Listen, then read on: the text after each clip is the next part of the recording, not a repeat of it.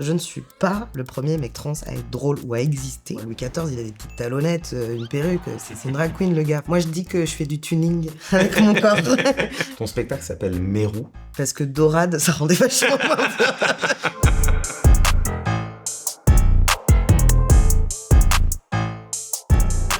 Salut Lou.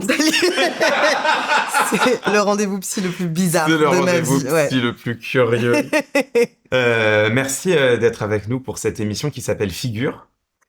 J'ai une première question qui est toute simple. Comment est-ce que tu te présenterais pour les personnes qui ne te connaîtraient pas du tout? Du coup, je m'appelle Lou Trottignon, je suis humoriste et je suis aussi trans. Dans quel sens? Vous le saurez plus tard. Et je parle de ma transidentité sur scène, de mon parcours de transition, avec humour. Mais avant tout, j'aime bien parler des chemins d'authenticité des gens, de comment on va vers la version la plus authentique de soi-même. On va parler de ton spectacle tout à Ouais. l'heure que j'ai vu, que je trouve brillant, que je trouve important surtout. Merci. Mais avant de parler du spectacle, moi j'aimerais en profiter pour parler justement un peu avec toi de transition, d'identité de genre. C'est des questions qui sont importantes aujourd'hui, qui d'ailleurs politiquement, je pense qu'on en parlera aussi, sont devenues cruciales et même dangereuses, je pense, pour les personnes concernées. Et c'est aussi des questions que beaucoup de gens, je pense, maîtrisent assez peu. Ouais. Donc, toi, ton spectacle parle de transition. Qu'est-ce que ça veut dire pour toi, transitionner? Qu'est-ce que c'est une transition? Je dis souvent que j'essaie de désamorcer le mot trans, déjà, parce que ça veut juste dire aller d'un endroit à un autre. C'est pour ça qu'on dit transport, c'est pour ça qu'on dit transgenre. Et pour moi, c'est vraiment ce mouvement-là d'être tout le temps vers quelque chose. C'est comme ça que je vois la transition. Parce que souvent, les gens le voient comme on passe d'homme à femme ou de femme à homme. Pour moi, c'est vraiment comme grandir. C'est une évolution qui dure un peu toute ta vie. Il y a des gens pour qui ça passe par la transition de genre, d'autres gens par changer de métier. Enfin voilà, ça peut être plein de choses. Mais sinon, de manière définitionnelle, être trans, c'est ne pas se sentir en accord avec le genre qu'on nous a assigné à la naissance. Et c'est toute une pensée réelle qui dit que le genre est une construction sociale et que du coup, on peut bien en faire ce qu'on veut. Dans ton spectacle, il y a toute une partie où tu ironises sur une expression qu'on entend souvent, qui est le fait de ne pas être né dans le bon corps. Et en fait, moi, ça m'a intéressé parce que spontanément, c'est une expression que j'aurais pu avoir, c'est une phrase que j'aurais pu dire. Est-ce que tu peux nous expliquer pourquoi est-ce que pour toi, c'est pas la bonne manière d'appréhender les choses? Parce que je trouve que ça met en avant comme un décalage ou presque quelque chose de psychiatrique, alors que tout le travail sur la transition, c'est de dépsychiatriser les personnes trans, donc de pas considérer que c'est une maladie, mais considérer que c'est une identité. Et moi, je me suis pas sentie pas dans le bon corps, même si je suis passée par des opérations de réassignation de genre et tout. Je suis là où je dois être, je pense. Et il s'avère que je suis trans, quoi. Est-ce que ça veut dire qu'à aucun moment, tu as eu le sentiment d'être dans le mauvais corps, mais que tu as eu le sentiment que les choses évoluaient comme Ouais, c'est c'était ça. nécessaire au moment où c'était nécessaire? Ouais. Moi, je dis que je fais du tuning avec mon corps. Ouais, c'est comme des tatouages, quoi. Des tatouages, c'est des choses qu'on arbore. C'est juste que la société dans laquelle on vit met une énorme emphase sur le genre. Être une femme, c'est ça. Être un homme, c'est ça. C'est ressembler à ci ou ça. Et moi, je pense que tout le monde est un peu trans sur les bords, tu vois. À partir du moment où on se décale un peu de la définition très cadrée de la norme, quoi. Est-ce que toi, ton rapport à ta transition, est-ce que tu dirais qu'elle naît d'une envie, d'un besoin, d'une nécessité, d'une évidence? Ouais, je n'y ai même pas réfléchi. Vraiment, c'est venu un peu naturellement que c'était ça. Moi, j'étais plutôt en mode, ah tiens, j'ai envie d'avoir un torse plat. Mais je me suis pas dit, ah tiens, j'ai envie d'être un homme. C'est pas ça que je me suis dit moi personnellement. C'est vraiment, je suivais mes envies là où je me sentais bien. Et du coup, pour moi, c'est une évidence. Et puis après, le monde me dit que je suis trans et que c'est une catégorie sociale qui est minoritaire et qui est en danger à plein d'endroits. Donc du coup, je dis que je suis trans. Mais c'est presque par défaut, quoi. Dans l'idéal, j'aimerais pas utiliser de mots. C'est pour ça que je dis que je suis un mérou, quoi. Tu vois, je trouve il y a un truc de fluidité, de naturel. Ouais, pour moi, c'était une évidence. C'était pas un conflit intérieur. C'était pas... Le conflit, il vient de l'extérieur, quoi. En fait, quand je t'écoute là, c'est comme si, et c'est vrai que quand on parle de transition, on a spontanément tendance, en tout cas moi, je peux avoir spontanément tendance à l'idée qu'on passe d'un état A à un état B, l'état B étant celui Mmh. vers lequel on veut aller, et quand on l'atteint, on est heureux, ou en tout cas on est bien avec soi-même. Toi, ce que tu décris, c'est quelque chose de davantage continu, Ouais. c'est comme si ton rapport à ton corps ou à ton identité évoluait, et Mmh tu mh. allais là où tu te sens bien, au moment où tu as besoin de te sentir comme ça. Ouais, c'est ça. C'est vraiment comme ça que je le vois. Après, c'est ma vision des choses. Il y a des personnes trans qui diraient probablement pas la même chose. J'ai aussi la particularité de plus me reconnaître dans la non-binarité, Mhm. qui est donc le fait de ni se sentir homme, ni se sentir femme, ou les deux, ou aucun des deux.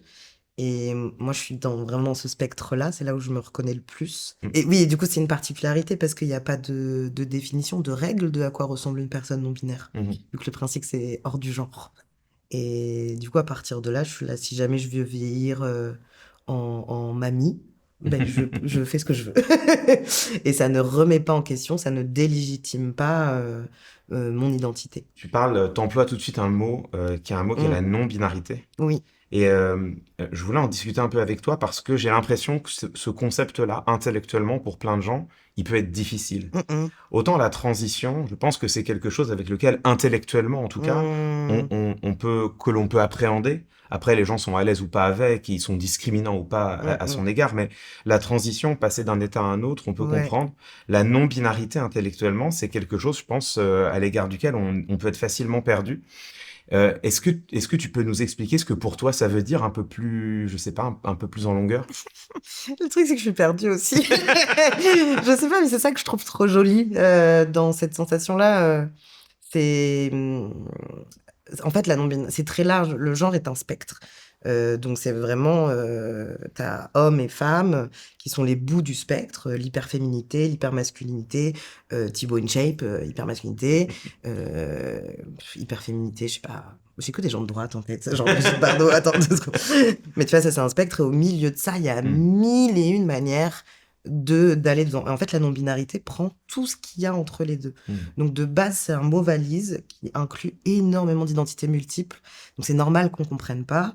Moi, j'aime pas ce mot. J'aime pas le mot Mmh. non-binaire parce que c'est dire je ne suis pas quelque chose. Je préférais dire je suis Mmh. Mmh. ceci ou cela. On est perdu parce que telle que la société est construite aujourd'hui, en France en tout cas, en Occident et tout, on ne peut pas penser la non-binarité puisque tout fonctionne en binarité. Et du coup, oui, on ne peut pas le comprendre, mais c'est ça qui m'intéresse. Mmh. C'est là où il y a je trouve un changement de paradigme qui peut se mettre en place. Je sais pas, j'avais fait des études de philo. En philo des sciences, on avait vu ça, les changements de... Bon, toi, tu dois connaître de ouf, mais les changements de paradigme, et Oui. ça m'avait passionné. Il y a des gens qui ont pensé que la Terre était au centre de l'univers. Mmh. Et c'est ça le changement de paradigme, de changer de point de vue. Et je trouve que la non-binarité t'amène à dire, bah, en fait, peut-être que tout est construit, peut-être que je peux voir ça d'un peu plus Mmh. haut. Et c'est Paul B. Preciado qui dit que le genre est un grand théâtre, quoi. Mmh. C'est un décor de théâtre et quand tu transitionnes, ça te fait un effet de sortir et de voir le décor Mmh. qui est en jeu. Et c'est vrai que quand tu transitionnes, tu peux plus voir le monde, tout paraît être un jeu de binarité. Moi, je rigole beaucoup de ça, du coup. Mmh.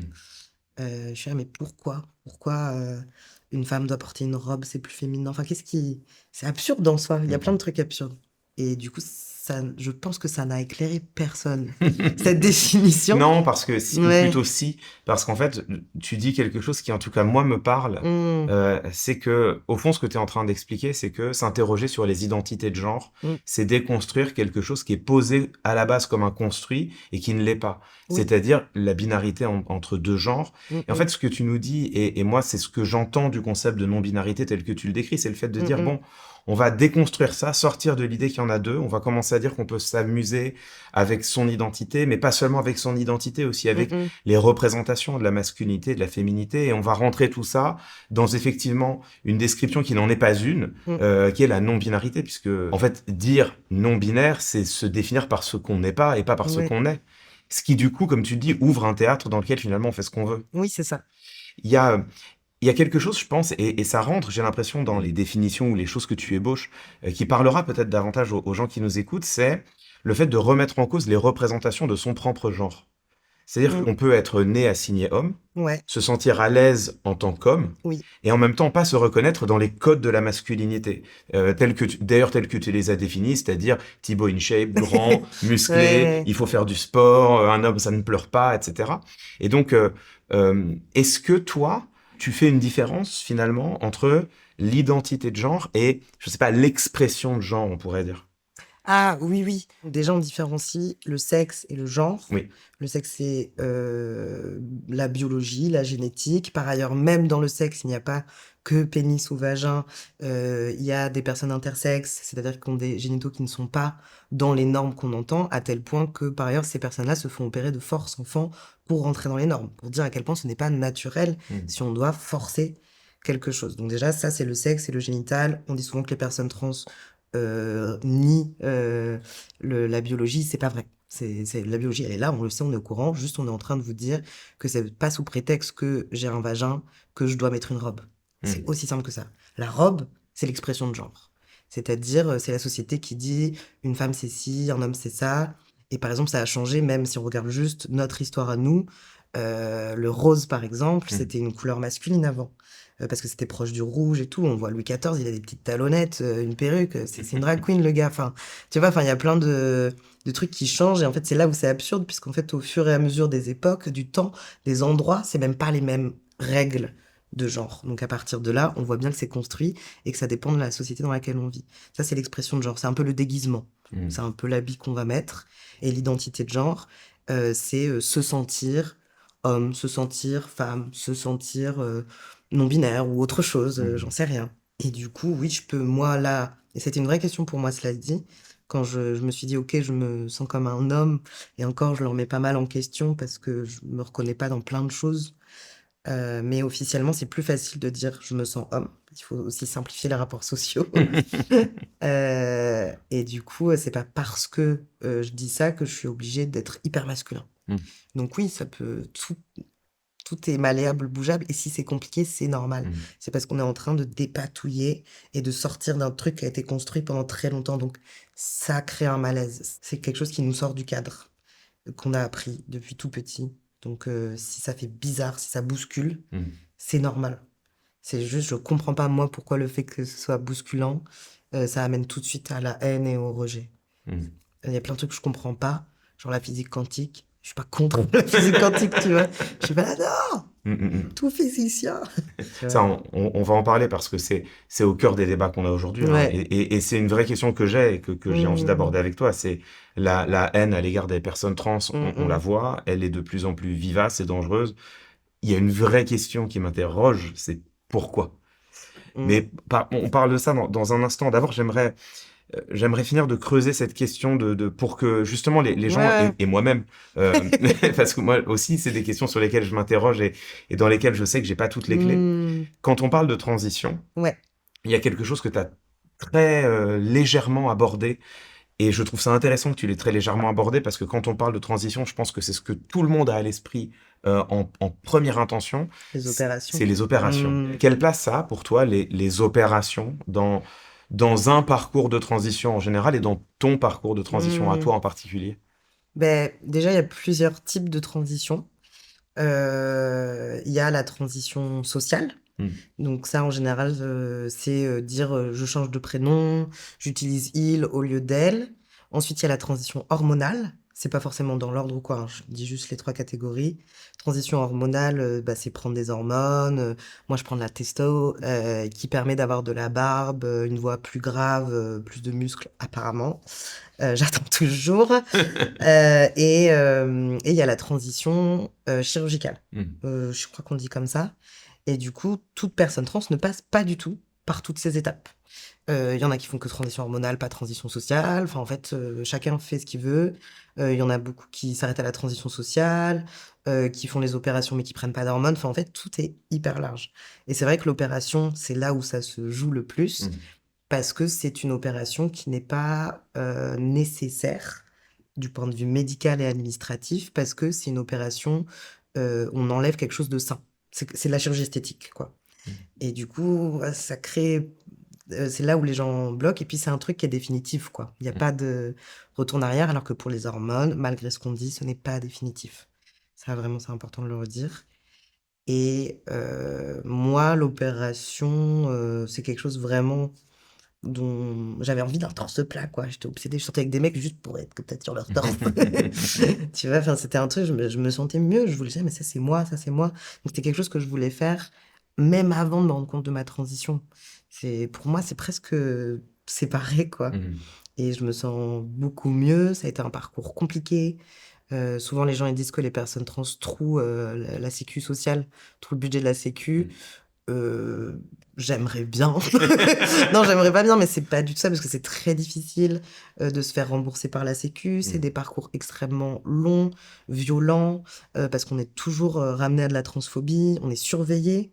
On voit des psys, c'est pas pour nous aider, c'est pour bien vérifier qu'on est trans et qu'on va pas regretter parce qu'administrativement, sinon ça les met dans la merde. Donc c'est des parcours extrêmement difficiles que tout le monde peut pas se permettre pour attendre 2-3 ans avant d'avoir une place. Mmh. Et en plus, hôpital public, il y en a où ça se passe bien, il y en a où les suivis, c'est n'importe quoi, on n'est pas du tout suivi. Mais par rapport à l'opération, le discours qu'on doit construire, c'est: «Non, on ne regrette pas». Il y a plus de pourcentage de regrets de gens qui ont fait, des tatouages Harry Potter que des gens qui regrettent leur, chirurgie de transition. Mmh. Voilà, c'est ça le donc c'est très, très, très rare, de regretter vu la difficulté du parcours. Pourquoi est-ce qu'on irait jusqu'au bout, quoi? Si c'est quelque chose qu'on va regretter. Néanmoins, j'ai construit tout mon discours, public, et politique autour de: «Non, on ne regrette pas, c'est sûr que c'est ce que je veux, je ne doute de rien». Et en fait, je me suis rendu compte que face à l'opération, bah, j'avais peur. Mmh. J'avais peur de me tromper parce que c'est comme tout énorme changement de vie, c'est flippant. Et en fait, on n'a même pas la place de parler de ces doutes-là, de parler de ces peurs-là, Mmh. parce qu'il faut absolument qu'on construise un discours en mode: «Non, on ne regrette pas». Sinon, les gens qui sont transphobes disent, «Ah, si on regrette une seconde, ils sont là». Vous voyez? Mmh. Et du coup, ça m'a beaucoup manqué et notamment après l'opération, quelque chose que moi, j'étais pas au courant. C'est normal de pas se sentir bien tout de suite, Mmh. dans son corps. C'est normal de se sentir en décalé et c'est des choses qui s'expliquent. Par exemple, pour toute opération qui change le corps et ce à quoi on ressemble, et ben c'est psychologiquement très difficile, Mmh. même si c'est ce qu'on veut. Et ça m'a beaucoup perdue et puis en parlant avec d'autres personnes concernées, en fait, c'est normal et ça passe. Mais j'étais là: «C'est ouf qu'on ne le sache pas, quoi». Moi, je me suis rasé le crâne il y a quelques années et j'ai constaté que pendant 1 ou 2 semaines, j'étais surpris à chaque fois que je croisais mon Je fais mon trop. reflet dans un miroir. Voilà, Moi, donc j'avais des boobs fantômes. oui, ah oui. Oui, non, c'est bon, j'ai Mais du coup, compris. j'imagine bien qu'effectivement, quand c'est Mmh. une modification aussi, importante de ton Mmh. propre corps, même si tu la souhaites, même si, Exact. tu l'embrasses, j on en fait, on imagine bien que, dans un premier temps, ça puisse être curieux. Ouais, c'est vraiment étrange au début. Mais ce qui est intéressant dans ce que tu dis et une réflexion que je m'étais jamais faite, parce qu'on l'entend beaucoup, en fait, Mmh. et notamment dans tout le discours vis-à-vis des personnes mineures qui Oui. veulent commencer une transition, on entend beaucoup «Mais ces personnes-là vont regretter, c'est absolument terrible et mineurs ou pas, de toute façon, vous ne vous rendez pas compte de ce que vous faites à votre propre corps et si vous regrettez».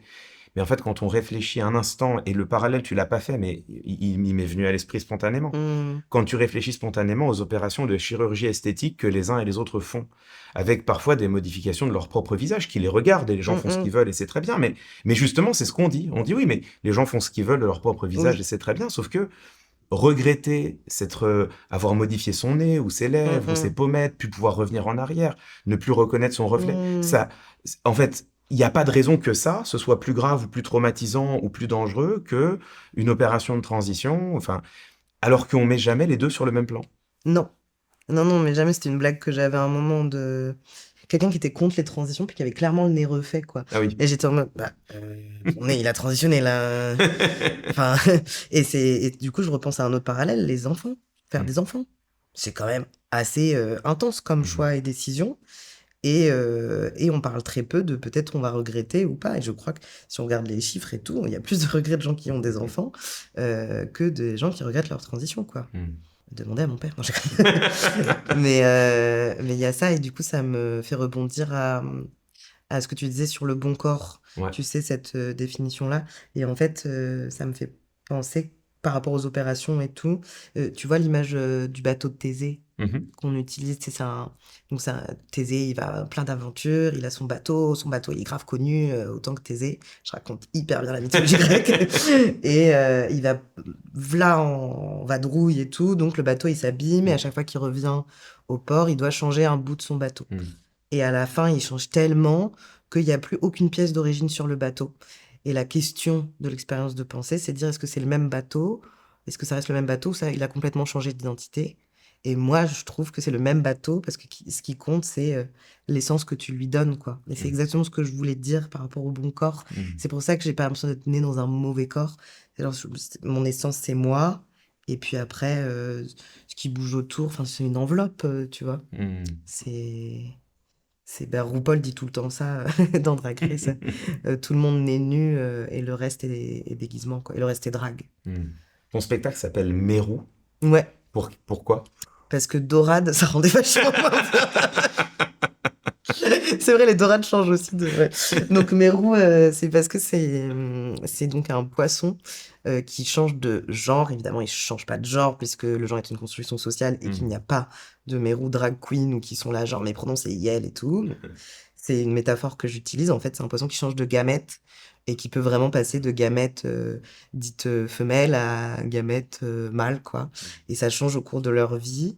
Et même si un mâle mange beaucoup, comme il n'y a que les femelles qui doivent être plus grosses, et ben il rechange en mode femelle. Il y a plein, plein d'animaux comme ça, notamment beaucoup d'animaux marins, mais aussi des oiseaux. Enfin, et en fait, je l'ai appelé comme ça parce que j'avais tellement peu de représentation de non-binarité et de transidentité de manière générale que ma première représentation, ça a été de voir un docu sur ce poisson et d'être là, mais c'est vraiment moi, quoi. Là, ça me parle. Mmh. Alors que le monde n'arrête pas de dire c'est pas naturel, ça n'existe pas dans la nature. Et je suis là, mais regardez. Et en fait, j'ai vraiment l'impression que quand on parlait de paradigme et tout, on regarde la nature avec des lunettes de genre, là, bleu-rose, et du coup, on a l'impression que tout est binaire parce que nous, on voit de manière binaire. Mais en fait, si t'enlèves un peu les lunettes, t'es là, mais non, il y a vraiment 1000 autres manières de voir la nature. Quand les gens disent, c'est la science Mmh. dure, elle nous dit ça, mais la science, on la regarde nous en tant qu'humains. On a bien un point de vue, ça biaise un peu, même la science peut être biaisée, quoi. Mmh mh. C'est toujours intéressant Mm. d'aller chercher des exemples dans la nature, de montrer que, bah, non, en fait, tout n'est pas binaire Oui. et que le monde n'a pas été créé binaire, en noir et blanc, en Mm, mâle et mm. femelle et que en fait, si des animaux peuvent s'interroger, on ne sait pas, mais en tout cas, heu, T'imagines un léopard, genre. l'interrogation du mérou. Ouais, c'est ça. Heureux. Mais en tout cas, ce qui est sûr, c'est que, en t'écoutant, je me dis tu parlais de représentation. Ouais. À l'instant et tu disais: «Voilà, moi, quand j'ai grandi, j'avais tellement peu de représentation». Je sais pas si c'est une vraie question d'ailleurs, je sais pas si tu dirais ça aujourd'hui. J'ai l'impression que justement, des représentations de personnes trans et de personnes qui s'interrogent sur leur identité de Mm, genre, j'ai mm, l'impression que ces personnes-là sont de plus en plus, visibles. Il y a mm, toi déjà, tu y participes, mm. mais même on a Drag Race en France qui est sur le Ouais. service public. Enfin, c'est quand même quelque chose de fou, quoi, donc Pour j'ai encore quelques temps. pour voilà, le temps que ça dure Ouais. encore. Mais donc j'ai l'impression que ça, c'est quand même quelque chose qui est de plus en plus visible dans notre espace Oui. public et ça arrive au moment, et je suis pas sûr que ce soit un hasard, où on a, dans un autre pan, Mm, mm. de l'espace public, notamment sur internet, mais pas que sur internet, des réaffirmations extrêmement stéréotypées et radicales Mm, des mm. identités de genre telles qu'on les a longtemps perçues avec, tu citais Thibaut InShape, avec des Mm, hommes mm. qui se veulent de plus en plus musclés, de plus en plus Mm. testostéronés. D'ailleurs, c'est l'expression qu'ils Ouais, on prend disent. la même hormone, hein, c'est... Oui, voilà, c'est ça. Et mais avec, tu vois, où même les stéréotypes eux-mêmes sont exacerbés. C'est-à-dire que maintenant, on cherche à avoir la mâchoire. Ah oui, c'est ça le truc avec Oui, voilà, les gens le se, se, marteau, se là. fracassent la mâchoire au marteau pour avoir la mâchoire la plus sharp, aiguisée C'est possible. bien naturel, tout Voilà, ça. bien. Ça ressemble grave à des transitions, hein. C'est Mais faut assez pas leur énervant. dire parce que ça va les perturber. Oh, je vais leur dire, t'inquiète. Mais, et tu vois, de l'autre côté, t'as des femmes maintenant qui revendiquent de vouloir être tradwives, c'est rester à Oui. la maison. Oh là là. Et est-ce que c'est un hasard que tout ça, ça arrive au même moment? C'est-à-dire que d'un côté, on est des personnes qui, de manière de plus en plus visible, s'interrogent sur Hmm. les identités de genre et disent, mais tout ça est fluide finalement et on a le droit de vouloir être un peu au milieu et ça ne nous regarde que nous. Mm, mm. Et puis quand d'autres, au contraire, disent, non, non, non, non, un homme c'est ça, une femme c'est ça, en allant chercher de l'hyper-stéréotypie presque. Ouais. Bah, oui, pour moi, c'est lié. Bah, encore une fois, je suis pas sociologue, je suis Mm. pas. Donc, c'est mon ressenti. Mm. Mais Il y a eu les réseaux sociaux qui ont permis à énormément de personnes de se connecter à plein d'endroits différents et du coup d'avoir plein de représentations même intimes, hein, parce que là, Mmh. on peut penser à des personnes connues, mais en fait sur les réseaux, tu as des représentations de gens, ils ont 100 abonnés, c'est des copains, c'est la représentation, ça fait partie aussi. C'est pas que les gens visibles et connus. Et du coup, les réseaux ont permis ça. Et il y a cette idée du coup que tout d'un coup, la transidentité est un fléau, et que tout d'un coup, plein de gens sont trans. Non, c'est juste qu'on les voit. Tu Mmh. vois, c'est ça qui se passe. Du coup, on gagne en visibilité, on gagne en liberté, on gagne en liberté de parole. Je suis pas du tout le premier transhumoriste en France. Il y a eu Sony Chan, c'est juste qu'on ne le regardait pas. Mmh. Donc maintenant qu'on nous voit, forcément, on a l'impression qu'il y en a plein. Et du coup, oui, j'ai l'impression que c'est un mouvement parallèle de on monte en liberté d'expression et en étant là et en s'exprimant. Et du coup, les autres, ils sont là, attendez, jusqu'ici, on a réussi à vous garder bien secret alors. Mais c'est pas conscient. Et après, quand même, je me demande ce qui se passe sur pourquoi cette envie de revenir à un truc très stéréotypé. Parce qu'en plus, franchement, un mec qui veut grave être dans la stéréotypie, let's go. Enfin, si c'est comme ça que tu te sens, mais pourquoi ça va être contre? Et je crois que c'est parce que le principe de l'opposition de genre femme et homme, c'est la domination du genre masculin sur le genre féminin. C'est pas que il y a des femmes, du féminin, du masculin. Il y a une construction sociale Mmh. qui est basée sur la domination du masculin sur le féminin. Même si on a l'impression d'avoir avancé, j'ai l'impression que eux sont dans cette dynamique-là.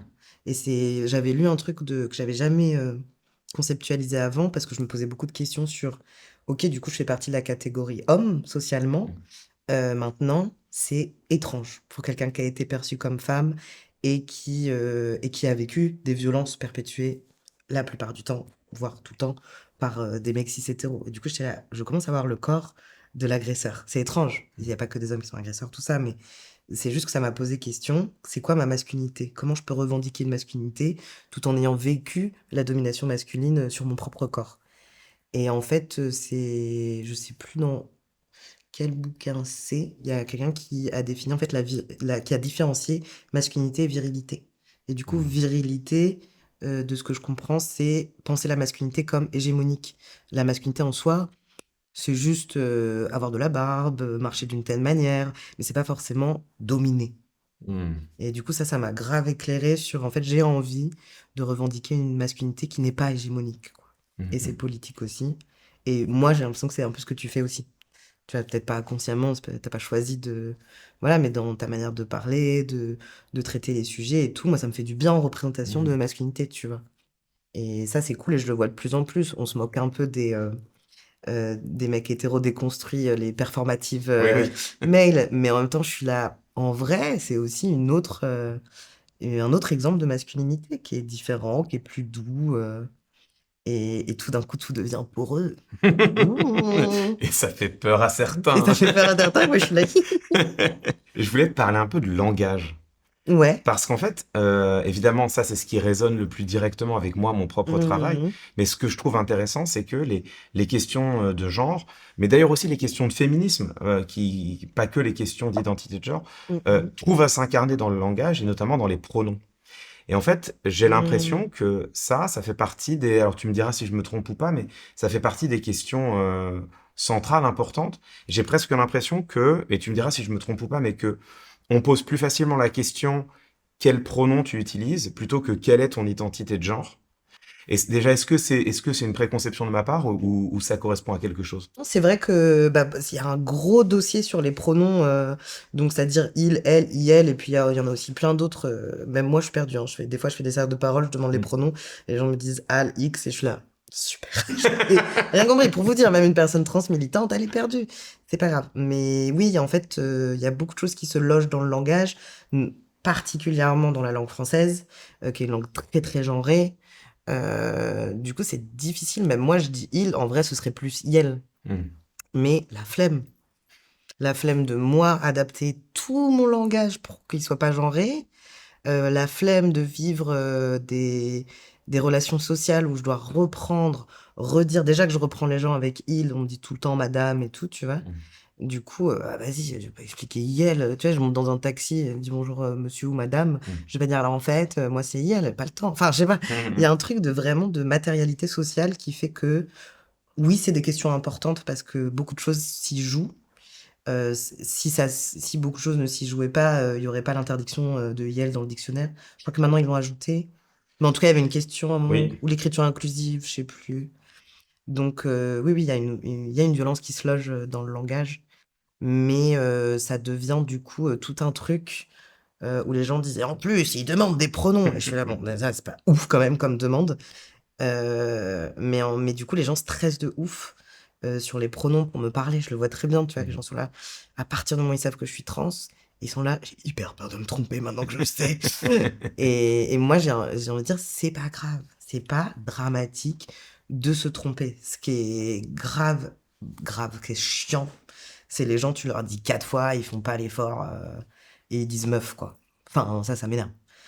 Tu vois? Mmh. Mais oui, c'est une question importante parce que je pense que le langage et du coup, toi, tu travailles vachement dessus, mais le langage, enfin, si, je sais pas, j'avais vu un truc de est-ce que c'est vrai ça d'ailleurs, si on connaît le plus de couleurs possible, on voit plus de couleurs?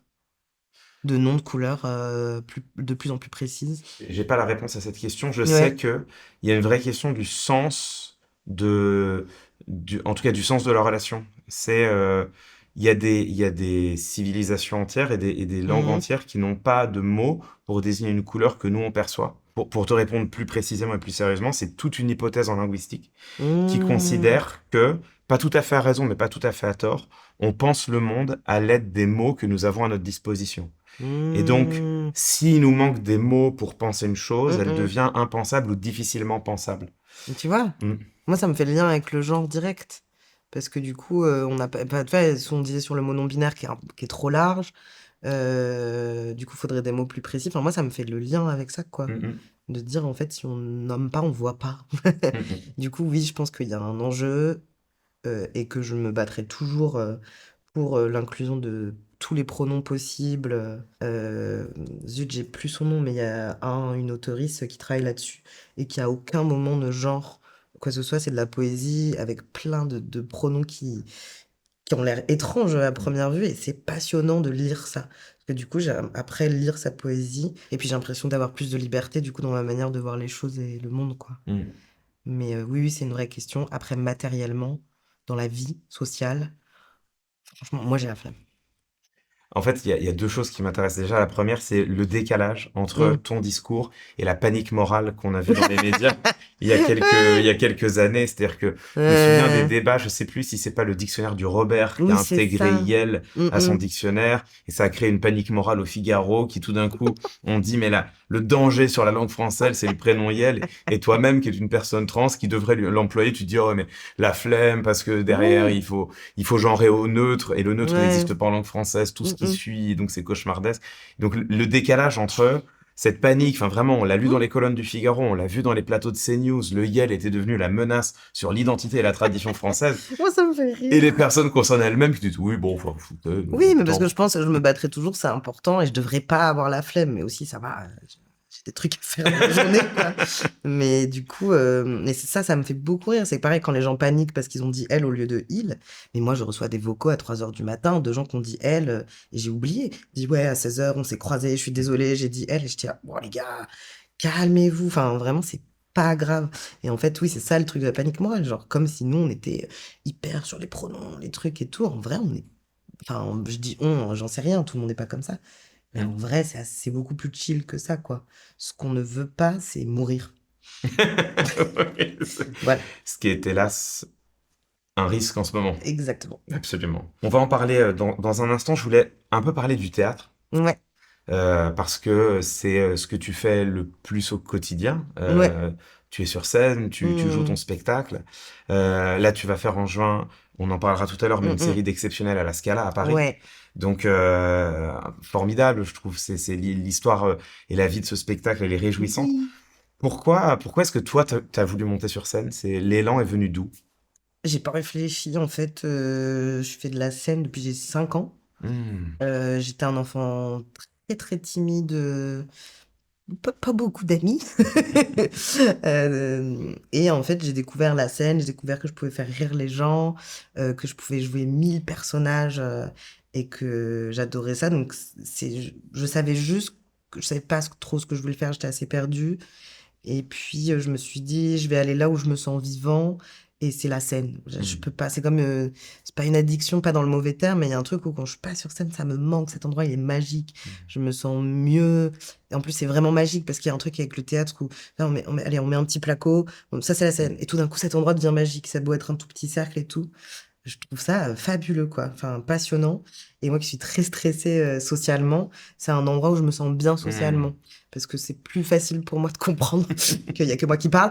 Non, mais en vrai de comprendre les dynamiques et j'adore, je sais pas comment expliquer, c'est vraiment la scène, c'est pas que jouer, Mmh. c'est pas faire du ciné, c'est l'objet de la scène, il me passionne, quoi et mon endroit préféré, c'est les théâtres vides avant que le spectacle Oui. commence. Je sais pas, il y a un truc, donc c'est vraiment d'abord venu de l'amour de l'objet de la Oui. scène et après j'avais essayé le théâtre, mais j'avais l'impression qu'il fallait attendre que quelqu'un soit mort, qu'il ait écrit une pièce et puis qu'après, bref, enfin et que tu apprennes enfin je sais pas, ça prenait trop de temps et le stand-up, j'y pensais depuis très longtemps, mais je pensais pas que c'était trop accessible. Puis j'ai tapé stand-up, Paris, j'ai pris le cours le moins cher et là ça m'a mais trop plu, ce côté direct. Mmh. Côté direct de, tu une idée, t'écris, tu la testes, tu avec le public, c'est un art collectif, et après j'ai découvert aussi toute l'histoire du stand-up, que c'est vraiment, un art populaire, politique et bon ça c'est quelque chose qui me désole aujourd'hui que ce le soit de moins en moins. Mmh. Mais le stand-up en lui-même, ça me passionne, quoi. Le rythme des blagues et tout et j'ai commencé le stand-up en tant que meuf cis-hétéra. OK. Ouais, là, c'était ma meilleure blague. Mais vraiment, je montais sur scène et j'étais là: «Je sais pas pourquoi on me prend pour une lesbienne» et j'avais genre un mulet, des énormes costards, j'étais là: «Écoute», et en fait, il y a une meuf qui m'a vue sur scène et on est sortis ensemble 6 mois et du coup, j'ai dû changer tous mes textes, à partir de là et puis au fur et à mesure, le stand-up m'a emmenée à être, bah, pareil, c'est un truc d'authenticité le stand-up. Je trouve que ce qui fait le plus rire, c'est quand tu dis des trucs vrais. Mmh. Et bah, il y a ce truc où oui, il faut travailler les blagues et tout, mais dire un truc vrai qui fait ping chez les gens, tout le monde est là: «Ah, c'est vrai!» et le rire est déclenché par la vérité, quoi Mmh mh. et du coup, faut être vrai et à partir de là, je monte sur scène et là, je me rends compte que la manière dont je me présente, c'est pas moi. Il y a un gros décalage et là, je me dis: «Tu peut-être un petit peu lesbienne». Après, je me dis: «Ah non, c'est pas ça» et là, je capte que je suis trans et du coup, la première fois que je le dis publiquement, c'est sur scène que je suis Mmh. trans et c'est trop bien. Ça m'a, tu sais, il y avait un truc un peu magique, c'était à Bruxelles et bah, en vrai, il y a pas beaucoup de personnes qui l'ont dit dans des comedy clubs en étant concernées et je me suis dit: «Là, il y a un truc magique. Là, je suis en train de déposer un mot, une identité à un endroit et ça va faire quelque chose». Mmh. Enfin, j'ai vu la tête des gens et c'est pas moi, enfin, c'est pas un truc d'ego trip, c'est juste enfin, tu vois, on parlait du langage, qu'est-ce que ça fait du bien de dire: «Je suis trans, je suis concernée, je vais juste vous en parler». En fait, tu as dit 2 choses, Mmh, qui résonnent entre elles de manière intéressante, je trouve. Tu as dit pour mmh. toi, le stand-up, c'est fondamentalement un art engagé Ah ouais. et tu as dit aussi que, quand tu as commencé à faire du stand-up, c'était au fond avant ta transition. Oui.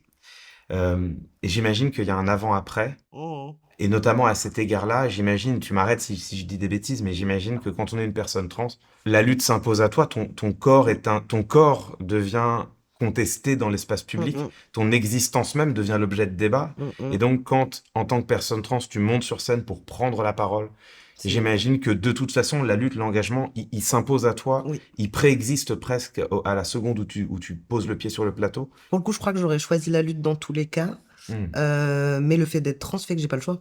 Je peux pas ne pas lutter, je peux pas ne pas être inquiet, et oui, monter sur scène, prendre un micro de base, moi, je pense que peu importe qui tu montes sur scène, tu prends la parole à la place de plein d'autres gens, enfin, pas forcément à la place, mais pour ou j'en sais rien, tu représentes quelque chose, que tu le veuilles ou non et c'est politique. Même un mec cis, hétéro, blanc qui parle de sa bite, de sa meuf qui fait la vaisselle ou pas, enfin, genre bref, pardon, c'est très, et ben c'est politique Mmh. et en fait, c'est ça qui m'énerve parce que moi, on m'a beaucoup catégorisé et aussi, le stand-up, LGBT de manière générale, on nous a toujours catégorisés de pas vraiment humoristes. Humoristes engagés, c'est pas pareil. C'est un peu ça, tu vois?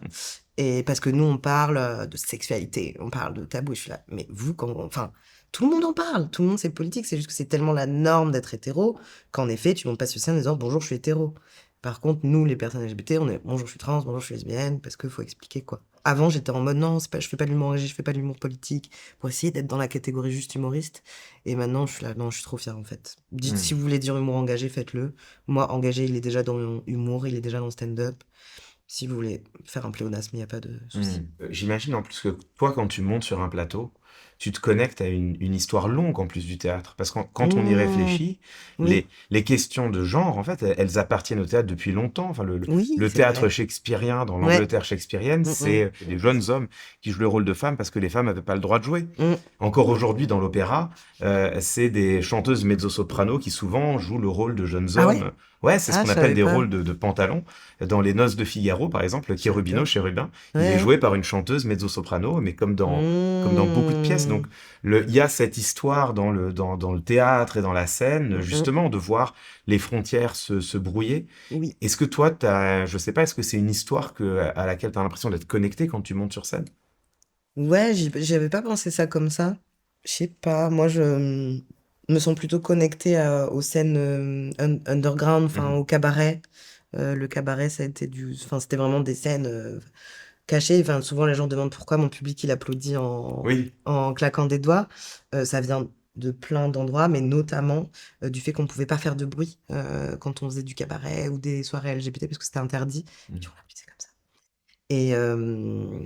Et du coup, ouais, je me sens connectée à cette histoire, mais j'avais pas pensé à tout le côté, shakespearien, opéra, Mhm. pourtant c'est un peu les premières traces de supposées personnes trans qu'on a. Oui. La scène en tout cas, ouais, et dans le cabaret, c'est là où Bambi, Coccinelle se sont dévoilés. Parce que cabaret, bah, c'est normal d'être bizarre sur scène, c'est normal d'être, habillé en femme même, si perçu comme un homme en dehors de cette scène-là. Donc c'est un vrai, vrai endroit de liberté où tout d'un coup on s'autorise des choses qu'on s'autorise pas. Mhm. Et oui, oui, moi ça m'a mais tellement aidée dans ma construction de mon genre, de qui je suis, de me rendre compte que j'étais trans, que je faisais partie d'une communauté trop belle, ça enfin, j'y pense pas forcément, mais au final, maintenant que tu le dis, je pense que Mhm. ça a toujours fait partie de quand je monte sur scène, quoi. Mhm. Toi, tu racontes dans ton spectacle que quand tu as commencé à jouer, tu as joué à Paris dans une toute petite salle, Oui. devant une vingtaine de personnes. Ouais. Aujourd'hui, tu joues sur des grandes scènes, devant plus de Mmh. 1000 personnes même, Mmh parfois. mh, mmh.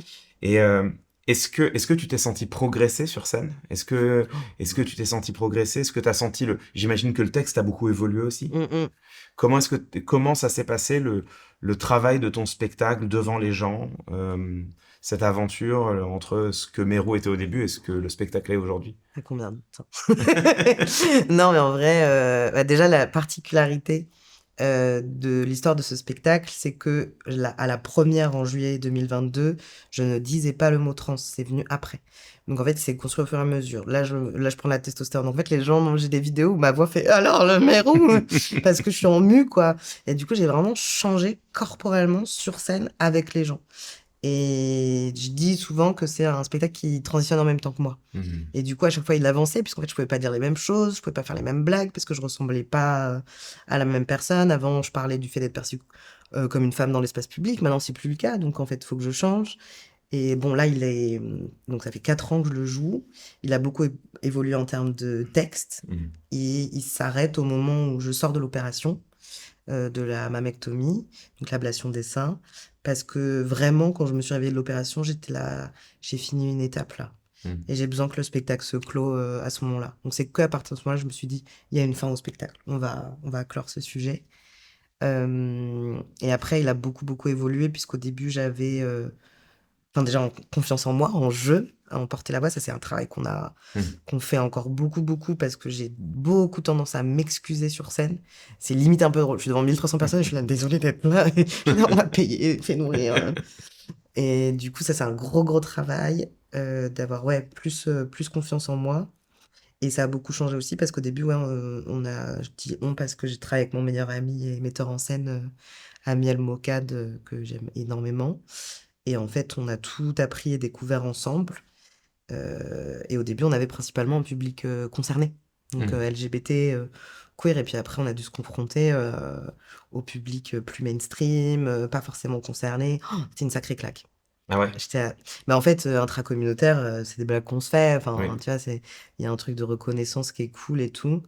Et dès qu'on passe dans le mainstream, là, on était à: «OK, là, il va falloir faire un travail de référence, de pas les lâcher, de prendre leurs a priori pour jouer avec», Mmh. et en vrai, là, ça m'a passionnée de ouf.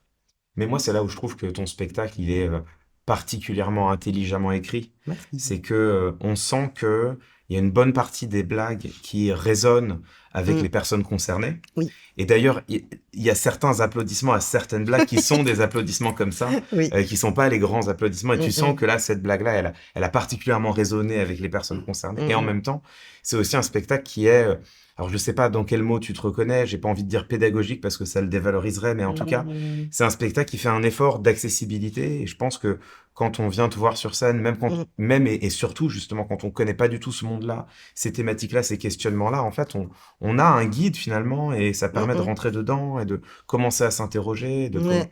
et là-dessus, je vois très bien et j'imagine que c'est venu, justement en forgeant ton texte Ouais. à l'aune de différents publics. Comment est-ce qu'aujourd'hui tu as un objet qui est intelligent parce qu'il s'adresse autant aux Mmh. concernés qu'aux gens qui ne le sont pas du tout et je pense que les 2 peuvent s'y retrouver pour des raisons différentes, mais autant les uns que les Oui. autres. Et c'est ça qu'on voulait. C'était ça la recherche, c'est ça qu'on voulait et je me suis rendu compte que moi, j'avais des a priori sur certains publics, et que j'ai dû déconstruire, j'ai fait un peu la tournée du Printemps du rire. Donc le principe, c'est qu'on va dans, plein de villages alentours qui ont peu accès à la culture et puis on y va, plusieurs stand-uppers et puis on fait des passages, on rencontre les gens et une fois, on est allé dans une ville, en ville un une toute petite ville qui s'appelle Pointis-de-Rivière et je suis arrivée, j'étais là: «Oh là là, salle des fêtes, le public, tous blancs, tous vieux, tous, enfin j'étais là: «Qu'est-ce que moi je vais arriver et dire, non binaire, trans, je vais me faire bouffer quoi». Et en fait, pas du tout. Je passe sur scène, ça se passe méga bien, les gens sont trop contents et après je parle aux gens qui me disent, «Mais en fait, moi j'étais contre, les personnes trans, mais parce que, à chaque fois que je demandais des explications, on parlait comme si j'étais con». Mmh. Et en fait, je me suis dit: «Bah, ouais, même moi j'avais cet a priori classiste, hein, de base que j'ai déconstruit de ouf» et j'étais en mode: «Bah, oui, en fait, l'accessibilité c'est politique, enfin, il y a beaucoup de gens qui sont cons parce qu'ils comprennent pas et tu sais, on n'arrête pas de dire: «Mais regarde sur Google, renseigne-toi». J'ai regardé sur Google, c'est n'importe quoi, on comprend rien. Enfin, pardon, mais trans, enfin, c'est pas expliqué, quoi et je me Mmh. suis dit: «Là, il me manque un endroit, où on ne prend pas les gens qui essayent d'apprendre pour des cons, des gens, foncièrement contre, et on va chercher leur endroit d'empathie qui font qu'ils comprennent pas. Il y a des moi, il y a des j'adore, des personnes, des meufs surtout de 80 ans qui étaient venues avec des grosses perles et tout, à Vincennes et qui ont dit: «J'ai bien aimé la partie sur la féminité, parce que c'est exactement comme ça que je l'ai vécu quand j'étais jeune» et j'étais là: «Bah, du coup, on a connecté et c'est ça le principal». Et du coup, ouais, pour moi, c'est très, très important l'accessibilité. Je suis assez contre, le stand-up que j'appelle bourgeois, quoi, je sais pas si c'est les bons termes, hein, mais il y a beaucoup de stand-up de plus en plus littéraire et c'est joli, mais je suis là, pour moi, c'est un art du parler, c'est un art des gens, Mmh. mais c'est très personnel, hein, ça, pour le coup, c'est un goût, je pense qu'on peut transformer le stand-up autant qu'on veut. Mais c'est vrai que moi, j'aime le parler. Là, Mmh tu vois, mh. j'ai joué en Bretagne, il y a un vieux marin qui est venu me voir et qui a dit: «Oh, je suis très ému, parce que mon neveu est trans et tout». Je dis: «Ah, mais c'est ça que je veux. Ça, c'est politique. Ça, c'est trop beau, quoi». Un vieux marin qui vient de voir et tout. Bon, je suis touché comme ça. Mais ouais, merci parce que c'est exactement ce qu'on voulait faire sur, Mmh. l'accessibilité, ouais. Comment tu as vécu et tu vis encore la tournée? Est-ce que c'est une ex j'imagine que tu l'as décrit d'ailleurs, c'est Mmh. une expérience enthousiasmante, riche. Mmh. Est-ce que, tu en parles un petit peu dans ton spectacle? Est-ce qu'il y a aussi une part d'angoisse? Est-ce qu'il y a une part de fatigue? Comment toi Mmh. tu vis la tournée en ce moment? Là, on est sur la dernière année de la tournée, donc c'est, mixed feelings. Vraiment plein d'émotions. Il y a de la fatigue. Au début, par exemple, je prenais le temps à chaque fois de rencontrer le public et tout, mais en fait, c'était trop intense parce que les gens, et c'est trop touchant, mais du coup, ça réveille plein d'histoires très personnelles avec leur famille et tout. Du coup, j'ai dû un peu réduire ça pour me protéger, un peu et ouais, beaucoup de fatigue, mais beaucoup de reconnaissance, quoi. J'arrive pas à réaliser encore. Ça allait tellement vite pour Mmh. moi et ça a vraiment fait un boom d'un coup à un moment, il y a 3 ans et ouais, là, il y a pas longtemps, j'ai vu 1 300 personnes à la Bourse du Travail à Lyon Et j'arrivais pas, j'étais: «Ah mais on a commencé il y a pas si longtemps, dans une toute petite salle et puis tout le monde m'avait dit genre: "Ça va pas fonctionner, arrête de parler de genre, de sexualité, ça concerne personne". J'étais là: «Ça concerne tout le monde». Heu et j'arrive pas à réaliser encore beaucoup de reconnaissance, beaucoup d'émotions en ce moment, je suis là. Dans chaque ville où je vais, c'est la dernière fois que j'y vais Mmh. avec ce spectacle, et en même temps, il est temps aussi que je close ce chapitre-là. J'ai hâte de montrer que je peux parler d'autres choses aussi, parce que souvent on me cantonne beaucoup à la transidentité. Mmh. Bah, d'ailleurs, là, on arrive en juin Oui. et quand la vidéo sort, on est même en juin. Donc en ce moment, tu proposes à la Scala Mmh mh. des exceptionnels de ton spectacle, à la Scala de Paris, donc déjà, c'est super Merci. et surtout, tu as inscrit ça dans le cadre d'une exposition immersive. Oui, Est-ce que tu peux nous expliquer de quoi il s'agit? Parce que moi, bien j'ai toujours sûr, pas exactement bien compris. personne comprend. C'est comme la non-binarité, venez, vous comprendrez toujours pas, mais vous aimerez bien. Mais du coup, c'est les dernières dates, parisiennes du spectacle, Mérou. Et comme on m'a toujours dit, «L'autre Trottignon, il y a plein d'articles, 1er mec trans et tout», je suis là: «Non, je ne suis pas le premier mec trans à être drôle ou à exister». Donc ce que je fais, c'est une exposition immersive qui emmène jusqu'à la salle de spectacle avec les archives, LGBTQIA+ de Paris et du coup, on se concentre sur des archives trans, Mmh. qu'on n'a pas encore pu montrer, qui ont pas encore été exposées. Et c'est immersif dans le sens où chacun peut se balader comme elle veut dans l'espace. C'est pas, on n'a pas les mains derrière le dos à pas toucher les trucs. Moi, j'aime bien quand on touche, quand on expérimente. Je veux que les gens ils soient dans l'histoire parce que Mmh. souvent on pense que les archives c'est mort. Non, les archives c'est vivant. Ça se nourrit tout le temps. Donc il y a cette exposition immersive qui va jusqu'à la salle de spectacle. Là, vous serez accueillis par une ou un ou maîtresse de cérémonie du monde du cabaret, donc que des personnes trans évidemment. Et pour avoir une première partie cabaret avec Maison Furieuse, parce que, comme je disais, le cabaret est une grande, grande partie de l'histoire trans, Mmh. et aussi de l'histoire de tous les monstres, freaks qui ont pu être catégorisés là. Et après, il y a le spectacle Mérou que vous pouvez voir ou revoir. L'idée est de dire, ce spectacle s'inscrit dans une histoire beaucoup plus large que, juste un mec trans qui est c'est genre, c'est toute une histoire ça. Je viens de toute une histoire et quand d'ailleurs là, pardon, je pousse un peu le truc, Mmh. mais, là, on est en plein dans les archives justement. Mmh. On fouille, on cherche. En fait, la première fois que j'y suis allée, j'étais trop émue parce que, bah, les personnes trans, on a une culture trans, on a des liens de Mmh. partout, mais on n'a pas de lieu géographique où se retrouver, on est un peu partout. Enfin, c'est un peu comme, les femmes, féminisme ou quoi, enfin, c'est et du coup, de voir à un même endroit cette culture, d'être là, mais il y avait des gens, à la Renaissance, ils pensaient Mmh. comme moi. C'est ouf! Et du coup, ça me touche énormément. Je me sens hyper connectée, enfin, à une entité, une histoire, parce que comme ça a été effacé, brûlé Mmh. même, sous le régime nazi et tout, et bah, du coup, on a des manques, quoi. Et l'idée vraiment, c'est de dire, de cet expo spectacle, c'est de dire: «Vous pourrez bien essayer, mais on disparaîtra pas, quoi». Mmh. Mmh. Ça nous amène justement à la question de ce qui se passe en ce moment. Ouais. Tu nous expliques qu'il y a une histoire trans et qu'en même temps, il y a aussi une histoire de la persécution des personnes trans. Ouais. Et aujourd'hui, on voit qu'il y a une vraie résurgence de l'homophobie et plus spécifiquement de Mmh. la transphobie. Ouais.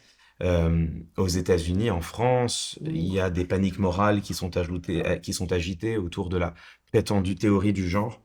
Euh, est-ce Pardon. que... Ça me fait rire parce que on est vraiment, enfin, on dirait qu'on est des groupes hyper organisés et moi je connais mes potes, on n'arrive pas à faire la vaisselle, mais bon, apparemment, on s'organise, quoi. Mais bon, ouais, ça me fait rire. Est-ce que toi, cette résurgence de la transphobie, déjà, Mmh. est-ce que tu en es témoin autour de toi? Ouais, bien sûr, bien sûr. Alors en France, bon, c'est quand même beaucoup moins, urgent et dramatique, qu'aux États-Unis ou aussi en Inde, voilà. Je me sens moins protégée, en fait. Hmm. Il y aura toujours dans mon quotidien, il y a toujours eu des trucs de transphobie, de: «Ah, on comprend pas qui tu c'est monsieur ou madame», puis les gens s'énervent ou d'homophobie parce que j'arbore un style plutôt, gay, Hmm. ça, il y a toujours eu, mais là, je me dis, j'ai l'impression que, la panique morale autour de ça légitime ce genre de réaction et du coup peuvent faire pousser plus loin, Mhm. que juste un mot dans la rue, qui est déjà pas ouf. Et là, en ce moment, ouais, j'ai des peurs, et avec mon copain qui est trans aussi, on essaye de dealer avec ça, quoi. Parce qu'on a tous les 2 eu cette l'expérience d'être perçus comme femmes. C'est des violences et du harcèlement de rue, spécifiques. C'est pas exactement le même harcèlement de rue que je vis en tant que personne trans, queer visible. Moi, ce qui me fait peur là, c'est les coups de poing d'un coup. Mmh. On sait que ça arrive. Il y a plein de potes, ça arrive, on le voit aussi dans les recherches de logement. Ça, vraiment, il y a eu plein de problèmes aussi. Moi, il y a quelqu'un c'est pas drôle, mais il y a quelqu'un qui en plus, à l'époque, je sortais avec quelqu'un qui avait le même prénom que moi, qui était trans aussi et du coup, je monte mon dossier pour le logement. Elle dit: «Mais c'est pas vous?» Je dis: «Si, c'est parce que je suis trans, et l'autre personne, c'est qui?» «Mais c'est aussi une personne trans, mais on a le même prénom» et j'étais là en train de croire que j'usurpe des identités et bon, voilà, c'était le côté drôle, mais il y a des mecs qui ont pas voulu, me montrer des pièces. Mais quand ils ont capté, Mmh. j'étais trans, ils ont dit: «Non, il y a pas de cave». Ah d'accord. Bah, on s'en va. Ouais, ce genre de discrimination au travail aussi beaucoup. Moi, j'ai la chance d'avoir un travail où c'est littéralement le travail d'être trans, donc ça va quoi. Mais c'est pas facile. On le voit aussi, il y a des villes et des municipalités qui, au final, annulent le spectacle Ah oui. parce que ouais, ou qui ne le veulent pas pour des raisons, liées, à la transphobie. On veut pas trop tenter. J'ai de moins en moins de contrats de travail. Par exemple, j'ai jamais eu de chronique, régulière, où que ce soit, ce qui est quand même un peu le passage, habituel, et je me suis beaucoup posé cette question. Je dis: «Peut-être j'ai pas le niveau, peut-être je suis pas bon» et je suis là: «Mais quand même, je remplis des salles» et il y a un décalage, je suis pas s enfin voilà.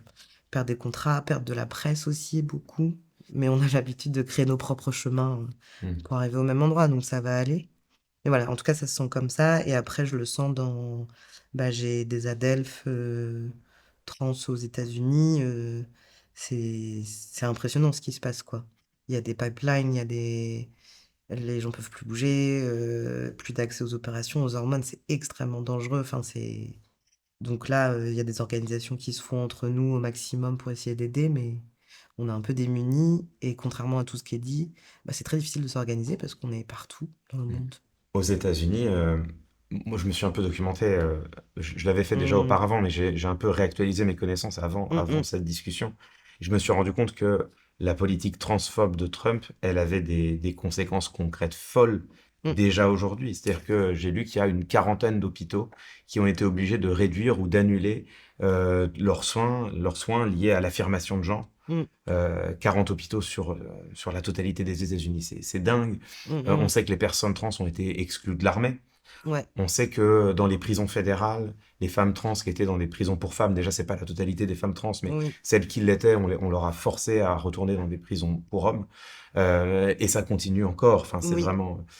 Toi, tu me disais même que il y a une association, c'est ça, qui a. C'est un institut, l'Institut Lemkin, Lemkin, qui est une institution, contre, les génocides et qui a notamment, aidé À à catégoriser ou analyser catégoriser, ce qui s'est passé en Palestine. voilà, Mmh. notamment en Palestine et tout et du coup, c'est des critères très, très précis Oui. qui sont par ailleurs aussi reconnus, par exemple par l'Union européenne ou quoi. Oui, c'est Ouais. la définition du génocide, elle a Mmh. une définition en droit international. C'est-à-dire que Voilà. l'Institut Lemkin, il se positionne à partir des Oui. critères du droit international qui permettent d'identifier un risque génocidaire. C'est ça et là, du coup, d'après l'Institut Lemkin, les personnes trans, vivent un risque génocidaire, aux États-Unis, de par, déjà la criminalisa oh! La Tu à dire? criminalisation? Criminalisation, Ouais. waouh! De l'identité. Donc, là, par exemple, au Kansas, ils ont retiré du jour au lendemain les permis de conduire aux personnes trans, sachant qu'au Kansas, bah, les permis de conduire permettent de voter. De trouver un travail, de trouver un logement, de se déplacer aussi, tout simplement. Donc c'est vraiment on empêche des gens de voter et de bouger. C'est énorme. C'est très, très proche aussi des techniques qui avaient été utilisées et qui sont toujours utilisées, pour les natifs américains. Criminaliser l'identité, il y a aussi les gens qui dénoncent, les personnes qui utiliseraient les mauvaises toilettes gagnent des primes Mmh. donc la transphobie rapporte de l'argent. Je rigole très nerveusement, hein, mais ouais, ouais, c'est et il y a plein d'autres trucs, je crois, Mmh. enfin dans les critères vraiment t ils ont un site hyper bien fait, il y a tous les critères, c'est très, très, très, décrit et puis l'énorme information, très récente, les personnes trans sont officiellement considérées comme des terroristes domestiques aux États-Unis. Pour l'instant, là, ils sont en train d'attaquer les organisations, donc les associations, mais aussi les associations d'alliés, c'est-à-dire les gens qui défendent les personnes trans. Ça concerne pas que les personnes trans. Mmh. Et la peur, enfin en tout cas de toutes les personnes avec qui je parle qui sont là-bas, c'est que ça devienne individuel, quoi. Bien sûr. Ce qui est effrayant et Mm. fascinant, et beaucoup plus effrayant que fascinant, Non, non, mais je comprends de c ouf, hein. c'est que ce que tu décris ça aux États-Unis, qui est peut-être parmi les démocraties représentatives occidentales, celle qui Mm. allait le plus loin dans la criminalisation Oui. de la transidentité. Mm. Mais en fait, on se rend compte que c'est un thème mobilisateur de toute la vague réactionnaire. Ouais. Quand on écoute les discours de Vladimir Poutine en Russie, Mm, lui mm, aussi insiste beaucoup sur la théorie du genre qui serait responsable de la déréliction de l'Union européenne, par exemple. mhm, On a entendu les mêmes discours, je crois, chez Jair Bolsonaro au Brésil. Et mm. en France, on a les mêmes discours, alors atténués, plus prudents Encore et que, encore ouais. que, chez Éric Zemmour ou chez Bruno Retailleau. Moi, j'ai une question naïve que j'aimerais te poser, tu as peut-être une réponse, mais peut-être pas, c'est pourquoi, enfin, pourquoi, d'après Mm. toi, c'est à ce point identitaire et même existentiel pour eux? Mais déjà, quand même, il y a aussi Emmanuel Macron, hein, quand il a dit c'est ubuesque les transitions, c'était une première sortie de route Oui. assumée. Il a dit c'est ubuesque parce qu'on peut changer de sexe en mairie. Il qualifiait le Oui, programme c'est du ça. Nouveau Front Populaire, c'était en juin-juillet Ouais, c'est 2024, ça. le Nouveau Front Populaire qui prévoyait qu'on puisse demander un changement administratif de genre Mm, en mairie et plus seulement au tribunal. mm. Le paradoxe étant que cette mesure faisait partie du programme d'Emmanuel Macron pour la Oui. présidentielle de 2022. Et par ailleurs, ça coûte beaucoup plus d'argent à l'État qu'on passe devant un tribunal pour les demandes de changement d'état civil que de passer à la mairie. Donc, enfin, c'est là où tout commence à devenir absurde et arrêter de nous faire croire que c'est pour l'argent, c'est pour je sais pas quoi. Mm. C'est, voilà. Et du coup, la réponse à pourquoi, alors, encore une fois, je suis pas sociologue ou quoi, il y a des gens qui en parleraient peut-être mieux, mais déjà, on est une catégorie sociale très facile à attaquer parce qu'on est précaire, souvent, donc on n'a pas les moyens de réponse. On est historiquement, on fait partie aussi des catégories sociales qui sont détestées, qui sont pas comprises. Et comme je disais, on est, bah, pas, on peut pas s'organiser. On n'est pas, on est partout, on est à plein d'endroits. Et donc déjà, il y a ça. Il y a, c'est facile de taper sur nous. C'est une panique que les gens ont déjà un peu. Donc comme ça, on appuie un peu dessus. Et beaucoup de méconnaissances, beaucoup de mésinformations qui permet de construire un énorme récit. Et c'est pour ça que moi, je trouve que c'est très important qu'on soit visible, qu'on raconte nos histoires, peu importe qui on est, pas une question d'être visible, connu ou quoi, Mm. vraiment raconter vos histoires, parce que rien que ça suffit à désinformer les gens qui sont mal informés. Je sais plus Mm. dans quel sens on dit Mm. désinformer. Mais alors pourquoi moi, je sais pas, Moi, ça me perturbe, quoi, beaucoup. il y a un souvenir que je voulais partager avec toi parce que je m'en suis souvenu en préparant notre discussion. En 2022, on est pendant l'élection présidentielle Ouais. et Éric Zemmour sort un livre, je sais pas si tu te souviens, et c'était le Mmh. prémisse à sa candidature. Et à l'époque, Ah oui. il faisait pas vraiment des discours de meeting parce qu'il n'était pas officiellement candidat, mais il faisait des Mmh. tournées de conférences autour de son livre. Et Ok. moi, j'en avais écouté plusieurs, bon, pour le travail, hein, je fais un travail tout à fait fascinant, et dont une où je sais plus exactement où il est, c'est peut-être à Béziers. Et donc, il fait sa Mmh. conférence et pendant 1 heure, il enchaîne les saillies migrophobes, Mmh, mmh, islamophobes, mmh, mmh. et tu entends la salle qui applaudit, qui hue, qui scande. Bon. Et tu sais comme moi que quand tu as été beaucoup sur scène, on sent bien les différents types d'applaudissements. On Ouais. sent très bien une salle. On sent très bien les réactions qui se modifient. Et à Mmh. ce moment-là, Éric Zemmour parle de l'école et il scande quelque chose comme «Et bien sûr, nous interdirons la théorie du genre dans nos classes». Et là, on sent des huées, des applaudissements, mais d'une autre nature. Ah, genre plus fort. Ouais. Et on OK. sent qu'il touche quelque chose Ah, de capital, d'identitaire. Et on sent que là, ah, pardon. là, il a mobilisé un affect qui était en attente et qui trouve à s'exprimer ici dans son public et qui est un affect d'une vigueur et d'une violence folle. Et ça me ramène à la question du pourquoi. Bien sûr, Ouais. il y a des souvenirs français, il y a le Mmh mh. mariage pour tous qui a laissé des Oui. traces, qui a été pour eux une défaite. Et donc, il y a quelque Mmh. chose d'une forme de Ouais, mais revanche. là, je pense pas parce qu'on parle de genre, c'est le truc le plus intime pour tout le monde, hein, France ou pas. C'est vraiment comment on se sent dans notre corps, quoi. Mm. Donc déjà, ça vient sûrement bouger ça. Ensuite, il y a une grande question de en fait, c'est une énorme liberté de transitionner. C'est de dire: «Bon, on s'en fout, on est libre, on fait ce qu'on veut». Et quand toi, tu t'autorises peut-être pas personnellement à être libre, bah, c'est insupportable de voir des gens, Mm. être libres. Moi, c'est mes trucs, hein, il y a ça. Moi, j'ai l'impression aussi c'est la question des enfants qui joue énormément. En tout cas, c'est là qu'on nous attaque le plus sur la transition des mineurs, théorie du genre donné aux enfants, Mm. et moi, ça m'a toujours perturbée ça parce que moi, si on m'avait donné les infos, que ce soit même en termes d'éducation sexuelle, j'aurais été beaucoup plus protégée à plein d'endroits. Et surtout, je trouve ça absurde qu'on dise qu'un enfant qui a 15 ans et 3 mois, puisse être consentant avec un adulte, par exemple, dans le cas d'agression, sexuelle sur mineur, mais que par contre, il puisse pas, dire oui à sa transition. Enfin, il y a des trucs un peu étranges comme ça. Mais j'ai l'impression que c'est parce qu'ils font comme si ça touchait aux enfants, quoi, aussi. Tu vois, les questions de genre, de les drag queens qui lisent des contes et tout, Mm. en tout cas, c'est viscéral. Oui. Et ça, je le ressens dans le nouveau harcèlement de rue que je vis.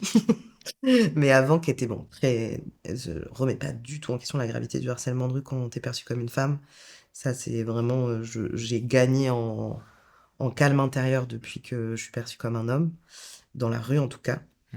Et c'est juste que c'est différent. Et ça m'est arrivé, tu vois, une fois, j'étais en date avec une autre personne trans, et puis on. Je sais plus, on nous prend pour deux meufs au début dans une dispute, quoi. Et en fait, j'ai paniqué, et j'ai dit: «Non, non, mais on est des mecs», et j'ai tout de suite regretté. J'ai dit: «Personne n'a besoin d'avoir cette information à ce moment présent». Et là, tout d'un coup, donc c'était 5 mecs devant nous qui allaient se battre, quoi. Mais à la base, ils se battaient pas, ils étaient en mode, ils nous insultaient, quoi. Au moment où ils ont capté qu'on était trans, qu'on était gay, qu'on était peut-être, des mecs trans, ils se sont tous levés. Et j'étais là: «Ah, ça peut partir aux mains maintenant», genre directement. Ça veut pas dire que ça part pas aux mains autrement, mais je sais pas comment expliquer. J'ai vu une viscéralité en eux. Genre de «Ah!» Je sais pas, ouais, Mm. ce truc viscéral là qui vient d'un endroit très profond. Je sais pas pourquoi, mais ça vient toquer à un endroit étrange. Mm. Là, en France, on a Bruno Retailleau et Éric Zemmour qui, Mm, l'un comme l'autre, s'affirment comme des acteurs, en tout cas, ils veulent l'être de la prochaine élection présidentielle. mm, mm. Comment est-ce que toi, tu envisages la séquence qui vient, les mois qui viennent, en France? Bon, je réfléchis à où on pourrait habiter avec mon mec. Au-delà. Honnêtement, je fais vraiment au jour le jour. Si je commence à me projeter et à paniquer, c'est compliqué. Moi, je dis ouvertement mes choix de vote, et mes choix politiques, ça a toujours été le cas. Enfin, de toute façon, j'ai les cheveux roses, je suis trans, vous voulez que je vote qui? Enfin, oui, je votais les filles. Enfin, bon, bref. C'est pas. Oui, oui, j'y crois et j'aimerais trop. Je sais pas. J'ai du mal, franchement, je me projette pas trop parce que j'ai trop peur. Mm. J'ai trop peur, et en plus, depuis les législatives, c'est difficile d'avoir confiance en quoi que ce soit du processus des élections, quoi. Et je vais te dire, c'est une grande honte, mais il y a plein de trucs que je comprends pas dans la politique. J'ai l'impression qu'il y a plein de trucs qui sont pas accessibles, que je comprends pas, des enjeux. J'ai beau lire, essayer de me renseigner, puis ils changent toutes les 30 secondes. Ils n'arrêtent pas de dire, vous changez de pronom et de genre toutes les 30 secondes. Je dis, ah, mais vous, votre gouvernement transitionne, je ne suis plus, quoi. Mais du coup, je sais pas si c'est la bonne réponse. Non, il y a pas de bonne réponse. C'est surtout ton spectacle, on va pas révéler la fin du spectacle, mais en tout Hum, cas, hum. l'un des accents de Oui, la fin du spectacle, c'est la peur. oui. Et, c'est aussi ça la question que je voulais poser. Hum. Déjà, je trouve que c'est incroyablement courageux je trouve, de Hum. monter sur scène en disant, bah voilà où on en est, et en fait, nous, on a peur. Oui. Et je trouve que c'est incroyablement terrible et révélateur de ce que Hum, ça hum. dit de notre débat public et de l'état du débat politique en France. C'est-à-dire que on se gargarise d'être le pays des droits et des libertés, Hum, hum. et en fait, on se rend compte qu'il y a toute une catégorie de personnes, pas qu'une, Oui. d'ailleurs, Bah oui, c'est ça. mais en l'occurrence une, Hum, qui hum. a peur aujourd'hui pour elle et pour toutes les raisons que tu dis. C'est-à-dire Oui. que la transphobie, c'est des grands mots, c'est des concepts. Euh, Là, depuis tout à l'heure, tu nous expliques que non, c'est quotidien et Oui, c'est que... dans la rue, c'est chez le médecin, il y a vraiment des grands dangers pour la santé physique, puisque il y a la peur. Moi, je sais que des fois, je suis très malade et je suis là, je vais pas aller voir un médecin parce que je sais pas comment il va réagir par rapport à ma transition et je me mets en danger. Mmh. Mais parce que voilà, ça crée cette peur-là. Je ne veux pas plonger dans cette peur, mais elle est bien là, elle existe bien, elle est difficile. Euh, Moi, ce que je veux pas, c'est qu'elle me frise, c'est qu'elle Mmh. m'arrête en action, m'arrête dans l'action.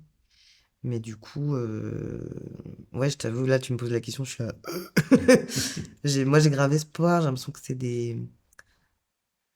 Par exemple, c'est bête, hein, mais je le vois dans ma salle. Je suis là, en fait, ok, il se passe tout ça, ok, je perds des contrats, ok, il y a de la presse en moins et tout.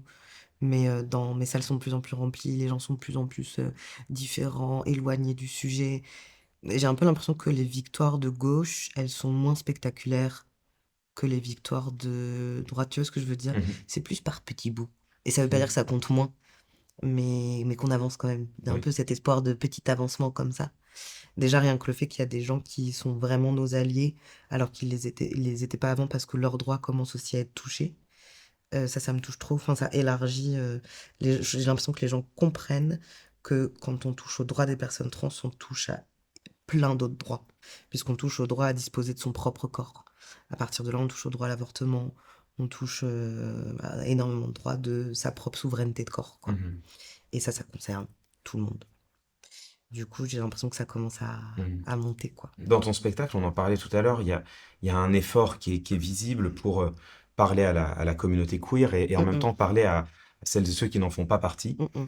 Et j'imagine que ça demande malgré tout un effort de modération, de pondération. Euh, Mm. le, le, je sais pas d'ailleurs, tu vas me dire si c'est comme ça que ça a été travaillé, mais on a l'impression de sentir un effort ou un naturel, je sais pas d'ailleurs, Mm, mais pour montrer un visage raisonnable. Est-ce que là, il y a quelque chose qui parfois te pèse? Est-ce qu'il y a mm. une forme de modération dans ton spectacle et que de temps en temps, t'aimerais pouvoir aller plus loin? Est-ce qu'il y a des blagues que tu retiens alors que t'aimerais pouvoir les Grave. assumer? Ah ouais, ouais, plein. Plein, mais ça n'a pas toujours été le cas. C'est parce que quand je l'ai écrit, j'étais vraiment cette personne sympathique, gentille. Et merde, maintenant, je suis horrible. Non, pas du tout. Mais oui, quand je l'ai écrit au début et quand je parlais du gros boom que j'ai eu, qui m'a un peu fait. Enfin, qui m'a carrément fait. Enfin, pas percer, j'ai pas fini de percer. Enfin, je sais pas, j'ai peur d'avoir un ego. Mais bon, bref, le truc qui a changé vraiment ma carrière, c'était une chronique à France Inter. Je sais plus, enfin, il y a 3 ans, je crois. Hmm. Et qui a fait un boom. Pour moi, en tout cas. Et ce qui m'a le plus étonné, c'est que les premières réactions des gens, c'était toi au moins, t'es pas en colère. Toi, tu le dis calmement. Et ça me questionnait. J'étais, ah, mais pourquoi on valorise plus quelqu'un qui a pas l'air fâché? Mhm. Et on a volontairement joué là-dessus. On a utilisé le capital sympathie que j'ai, naturellement, pour soit le déjouer, être un peu comme un. Moi, je me vois beaucoup comme malicieux, j'aime bien ce terme-là, tu Mhm. vois, pour définir le stand-up. Mais on l'a ouvertement, politiquement, utilisé, ce capital sympathie. Par contre, je trouve qu'il est problématique parce que du coup, enfin, une personne ne peut pas être en colère. Enfin, qu'est-ce que ça veut dire de quand est-ce qu'on écoute les gens, quoi? Et oui, là, maintenant, je suis profondément en colère parce que la transphobie monte vraiment de manière hardcore et c'était pas encore à ce point quand j'ai fait cette chronique-là. Et du coup, ouais, j'en ai marre, je suis en colère. J'ai envie de dire des trucs beaucoup plus difficiles. Enfin, pas difficiles à dire, mais j'ai envie d'être énervée et de pas faire de concessions, quoi. Mais pas dans ce spectacle. Ton travail, c'est un travail d'artiste, c'est aussi un travail de Mm, militant, par ouais. définition. Est-ce qu'il y a une fatigue militante qui s'installe chez toi de temps en temps? Oui, de temps en temps. Oui, oui, et puis elle est très particulière parce que oui, je suis militant, mais dans les faits, et c'est important, mais je fais des blagues. Hmm. J'ai plutôt tendance enfin, à valoriser les actions directes, les maraudes, j'en sais rien, enfin, tu vois, Hmm. les trucs d'action directe. Je sais que ça s'équivaut, qu'il faut tout et tout. Mais oui, j'ai une fatigue militante, mais je culpabilise de l'avoir parce que je suis pas sur le terrain, quoi. Hmm. Et encore une fois, hein, je sais que ça sert aussi, que la culture, l'art, c'est militant, ça aide, ça représente. Mais des fois, c'est un peu frustrant, quoi. Hmm. Euh, et aussi, des fois, ça me dépasse un peu. Hmm. Parce que du coup, je me suis un peu retrouvée à être. le représentant de plein de gens et j'étais un peu en mode ah bon? Mais je le capte, tu vois, c'est ce que je voulais, je suis content et très reconnaissant. Mais oui, des fois, ça me dépasse un peu. Tu vois, je joue mon spectacle, je suis épuisée et des fois, je vais pas en manif parce que je suis épuisée parce que je joue mon spectacle. Mmh. C'est quoi le meilleur choix à faire vraiment, c'est une question qui me pose. Enfin, je me pose beaucoup la question en ce moment de mon militantisme. Est-ce que c'est au bon endroit? Est-ce que mon énergie est au bon endroit et tout? Je sais pas, je sais juste que, en tout cas, pendant 1 heure et demie, les gens qui sont au spectacle, ils respirent. Ouais. Je me dis, je fais le care des militants. Peut-être je milite pas moi-même directement, mais je fais du care militant. Pour les gens qui militent, je leur dis, allez, venez en manif. C'est comme ça que je vois le spectacle, c'est une post-manif. C'est bon. Lâcher la pression un peu. Ouais, c'est ça. Je pense qu'il faut lâcher la pression pour pouvoir continuer à se battre. Donc, Mmh. je le vois plutôt dans cette utilité-là, quoi. Sur cette chaîne, moi, je suis suivi par pas mal de groupes d'âge, mais notamment des parents. Mmh. Et parmi celles et ceux qui nous écoutent, je pense qu'il y a Mmh. des parents dont les enfants peut-être se questionnent sur leur identité de genre. Est-ce que toi, tu as un conseil à donner aux parents? Oui, c'est marrant parce qu'on est en je peux en parler vite, mais on est en cours d'écriture, d'un livre avec ma mère, aux éditions Daronne, qui est une toute petite maison d'édition, de gauche que j'aime beaucoup. Justement, un témoignage de parents, et de parents d'enfants trans, où j'écris aussi. Parce qu'avec ma mère, ça a été un beau parcours. C'est-à-dire qu'au début, elle a pas compris, mais elle nous a jamais lâchés. Elle nous a toujours aimés, toujours compris, toujours soutenus et elle a vraiment travaillé. Maintenant, elle milite, dans des assos de parents, d'enfants trans, quoi. Enfin, je suis là: «Waouh, le chemin est» donc ce que j'ai à dire aux parents qui écoutent, 1er truc, vraiment, je le dis à chaque fois, c'est déjà, c'est pas contre vous. Genre la transition n'a rien à voir avec, l'éducation, machin. C'est au contraire, si votre enfant vous en parle, c'est que vous avez réussi quelque chose. Ça veut dire qu'elle se sent en sécurité pour en parler. C'est trop bien, accueillez ça. On verra après si vous comprenez les yels, les trucs, mais juste ça, bravo. Et deuxième chose, que si vous comprenez rien, c'est pas grave, c'est normal. Il y a très peu d'informations, on est mal informé. Il y a des associations pour s'informer à Paris ou en visio, il y a Outtrans, Accept ST, enfin il y en a plein, plein, plein. Il y a Espace Santé Trans aussi, très accessible. Et voilà, faut pas paniquer, en tout cas si on comprend pas. Pareil, mais à contrario, pour les jeunes qui nous écoutent, est-ce qu'il y a des choses que toi, t'aurais Hmm. aimé qu'on te dise ou que t'aurais aimé entendre? Bah, tout ce que je dis dans mon spectacle. Non, mais c'est vrai. Ça dépend à quel jeune je parle, si c'est des jeunes Hmm. concernés ou pas. Mais en plus, j'ai l'impression, moi, je suis beaucoup moins woke que les jeunes générations, moi. Hmm. Oh là là. Ouais, de ouais, je suis là, ah ouais. L'autre fois, il y avait une gamine de 12 ans, et moi, elle m'a dit, je crois que ma prof est grossophobe. Et j'étais là, ok, moi, j'utilisais pas ce mot-là, je sais que savais même pas. Donc, je suis pas sûre que j'ai des choses à Oui. apprendre aux jeunes, mais si, il y a quand même un truc que moi, j'aurais aimé qu'on me dise, c'est vraiment prendre son temps. euh, pour les coming out, si jamais c'est des questions ou quoi, c'est vraiment prenez votre temps. C'est c'est pas facile de faire un coming out, c'est beaucoup de responsabilités. Si ça prend du temps, c'est ok, c'est pas moins légitime, c'est pas moins. Et c'est pas parce qu'on prend du temps qu'on retarde sa vie. Ça, c'est vraiment un truc où moi je suis allée un peu vite. Hmm. Mais parce que c'était lié à mon travail et du coup, c'est. Et là, maintenant, aujourd'hui, je me repose avec moi-même en mode alors. Donc, ouais, prendre son temps, vraiment, c'est cool. L'émission s'appelle Figure. Mm, mm. Est-ce que tu as une figure de style préférée? Oh, waouh, c'est tellement ta question, quoi. Oh, JPP des hétérosexuels, quoi. C'est quoi? Combi littéraire. Oh là là! Parce que tu te moques, mais je suis sûr que t'en as une en vrai. Oui! Oui, j'aime bien les allitérations. C'est quand on fait une longue phrase pour dire un truc simple. C'est pas ça? Ça, ce serait une périphrase plutôt, je dirais. Eh ben, j'aime bien. L'allitération, c'est plutôt le jeu sur les sonorités, tu sais, quand tu enchaînes plusieurs mots Ah, si, j'aime bien, j'aime bien, j'aime bien. qui ont voilà, Ah, des si, si. sonorités en commun. Ah, si, si, ça, j'aime bien. J'arrive pas toujours à le faire, mais même dans les blagues, j'aime bien la sonorité des phrases et tout. Donc, je dirais peut-être allitération. Tu travailles ça, justement, la sonorité de tes mots, Oui. le... Ouais, c'est un gros travail que j'adore faire et mon metteur en scène, on est très en accord là-dessus, sur le rythme, la forme des mots, les mots utilisés dans la phrase, ce que ça fait en longueur de phrase. Enfin, On je sais qu'on ne dirait pas, mais tout est extrêmement millimétré dans mes roues, pour que ça n'ait pas l'air millimétré. Mais ouais, ouais, c'est moi j'adore ça en fait, je me cale beaucoup sur la musique, pour, construire un spectacle ou une histoire. Parce que je trouve qu'une bonne musique pour moi, c'est une musique qui peut démarrer fort, mais qui redescend et puis qui reprend. Il y a un refrain, donc le refrain pour moi, c'est les blagues qui reviennent dans le spectacle, et toute cette pensée de la structure, de la sonorité des mots, de la voix, j'aime trop quoi. Je me dirigerais bien vers, un spectacle stand-up poésie à un moment, quoi. Enfin, mais bon, je sais pas en faire. Mais ouais, les phrases, les mots, le rythme, la voix, ça me passionne, quoi. Merci Lou. Merci à toi.